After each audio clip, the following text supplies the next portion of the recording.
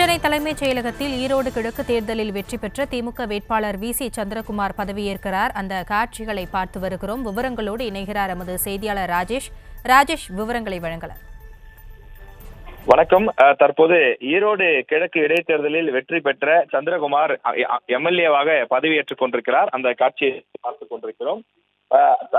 இந்த தலைமைச் செயலகத்தில் சபாநாயகர் அறையில் இந்த நிகழ்ச்சி நடைபெற்று வருகின்றது. முதலமைச்சர் மு.க. ஸ்டாலின் முன்னிலையில் தற்போது பதவியேற்பு விழா நிகழ்ச்சி நடைபெறுகிறது.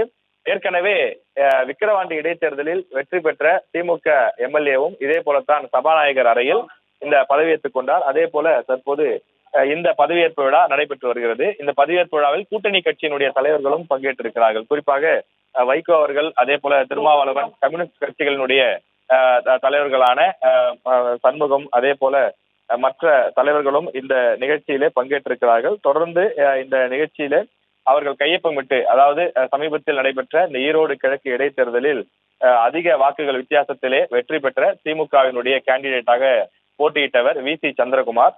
இவர் தேமுதிகவிலிருந்து வந்திருந்தாலும் கூட தொடர்ச்சியாக திமுகவில் தொடர்ந்து அந்த பகுதியில பணியாற்றி வருகிறார். எனவே அவருக்கு இந்த முறை அந்த இடைத்தேர்தலில் போட்டியிடுவதற்கு வாய்ப்பு கொடுக்கப்பட்டது. அதிமுக உள்ளிட்ட எதிர்க்கட்சிகள் போட்டியிலிருந்து விலகிக் கொண்ட நிலையில் நாம் தமிழர் கட்சி மட்டும் போட்டியிட்டது.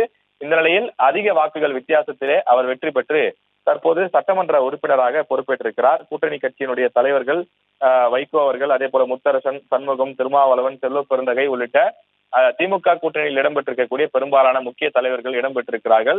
அதே போல அமைச்சரவை கூட்டமும் இன்றைய தினம் நடைபெறக்கூடிய காரணத்தினால் பல்வேறு அமைச்சர்கள் இங்கே வந்திருக்கிறார்கள். குறிப்பாக ஈரோடு தொகுதியினுடைய பொறுப்பு அமைச்சராக இருக்கக்கூடிய முத்துசாமி வந்திருக்கின்றார். மூத்த அமைச்சர் துரைமுருகன் இருக்கின்றார். துணை முதலமைச்சர் உதயநிதி ஸ்டாலின் இருக்கின்றார். அவர்கள் அனைவரும் சபாநாயகர் அறையிலே தற்போது அவர்கள் முன்னிலையிலே தற்போது வி.சி. சந்திரகுமார் எம்எல்ஏவாக கையொப்பமிட்டு பதவியேற்றுக் கொள்கிறார்.